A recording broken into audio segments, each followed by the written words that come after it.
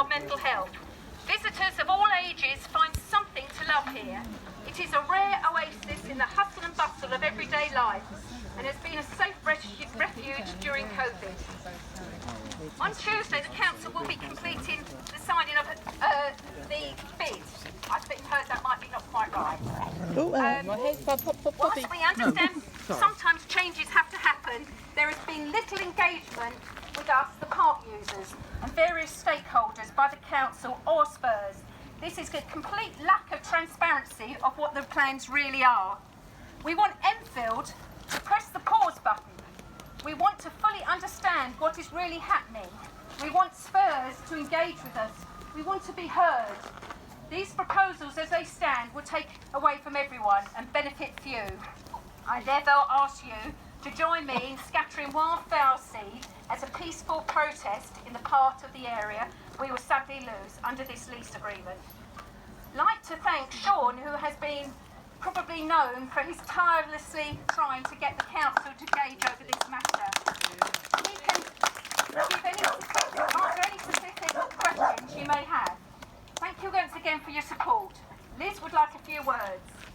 Thank you. Well done, Lindsay. Well done, Lindsay. Just obviously Toby, but he's got a bit jealous. She might be my sister, but who knows, you know.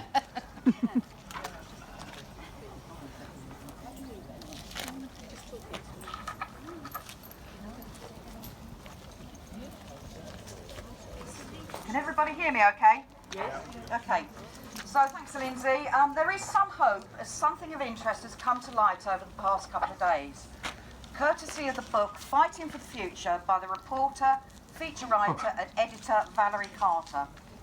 Lindsay and the guys want to be as transparent as possible about what they have found, as we still all need your support to help stop this from happening. In 1933, under the Public Health Act, Speak nearer.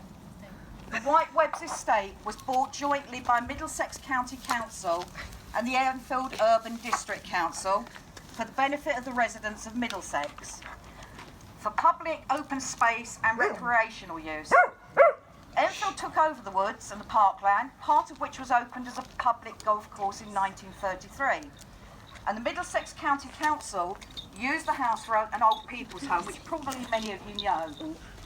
With the reorganisation of local government in 1965, ownership of the estate passed to the newly formed London Borough of Enfield.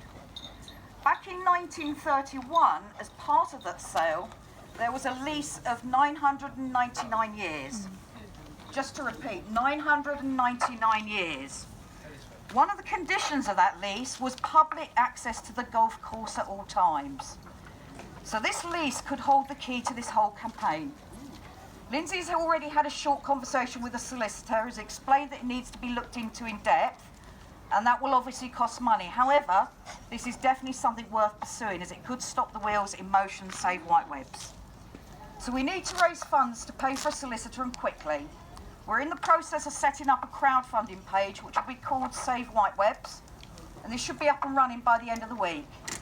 I know times are tough, but if you could please spare some cash to donate through the funding page to help Whitewebbs, we can continue to try and fight this. This isn't, by the way, the first time Enfield Council's tried to sell off Whitewebbs.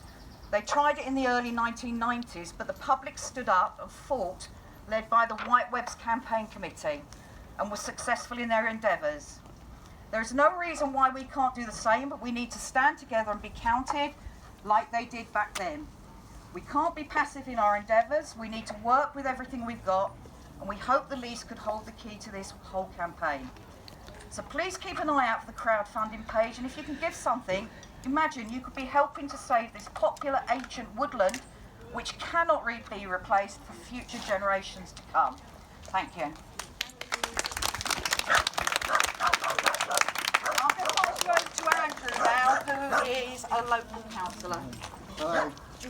I'll attempt to speak without the megaphone. My name's Andrew Thorpe and I'm councillor for Chasehorse here, and I was elected 2 months ago to represent you guys. I'm a Conservative councillor. Now before I start, I want to thank the amazing power of volunteering. So many superb volunteers here this morning. Andrew, speak up, can you? I will do, and I've also Audience, just come from the litter pick in Hilly Fields. More amazing volunteers, so thank you everyone for all you do. Now, I don't want to take away from some of the amazing words that we just heard, so I'll keep this brief. But I fought an election campaign 10 weeks ago to try and save this amazing local green space. Bravo! And that's what we need to continue to do. Definitely. Okay?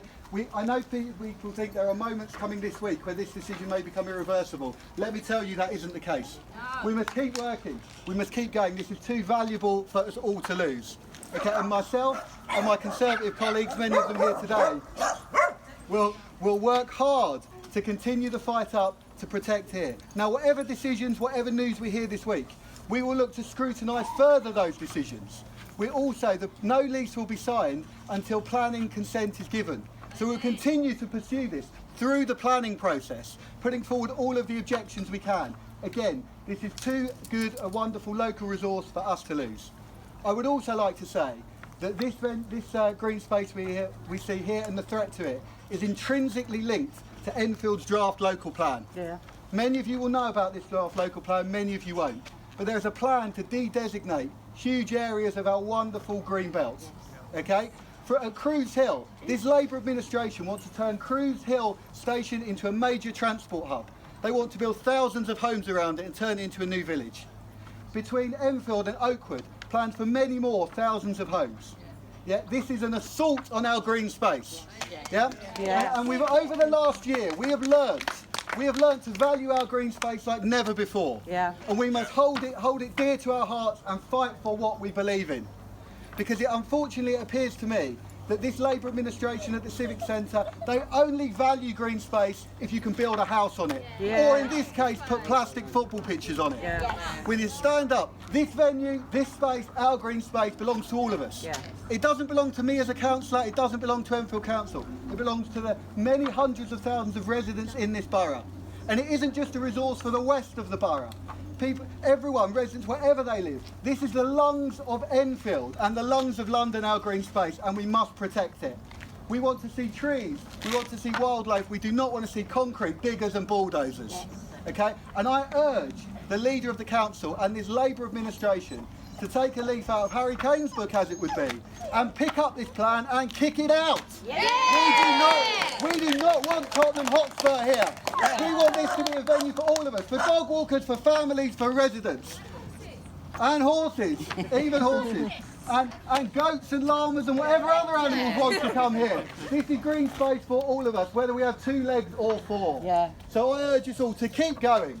Fight hard today, spread the seed here, make it look even more beautiful, but keep going. And don't let any updates this week put you off. Keep fighting, keep pressing to save here and our broader green belt. So I say to Enfield Council's Labour administration, hands off our green space.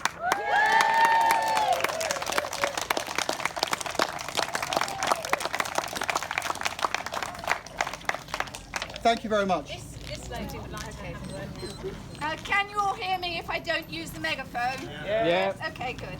That's living with a deaf mother, I can project now. I'm from Enfield Road Watch, and for the past 7 years we have been fighting to save the green belt. I just want to give you some practicalities. The local plan, it's really important that every individual responds to it. But the way the council wants you to respond to it will get you nowhere. If you can go to our website, we have streamlined the process. We have picked out all of the green belt policies, and when you object, we make it really easy. You just cut and paste those green belt policies and then say why you object to losing the green belt. If those policies are not in the email, they will stick you in a pile of people who just don't want to build on the green belt. It's really important to do it correctly. And similarly with the letter you're writing to the council about Whitewebbs, pick out the Whitewebbs policy from the local plan and quote that so that they know that you are objecting to it being a formal part of the local plan, as well as being something you feel very, and rightly so, emotional about. It's important to do this correctly, otherwise it won't work. So I've got flyers. We've also got posters that look like this in A4 and A3 size. We've got posters for people's windows. If anybody would like any of those, this is a sort of snapshot of what you need to do. Happy to hand these out if anybody would like them. But it's really important, as Andrew was saying, as the others were saying, we can't let them get away with it. This is not theirs to do this to, it's ours. So we need to make sure that we save it for us and for future generations. They will change Enfield forever. We cannot let them do that. This has become paradise here. Yes. Paradise.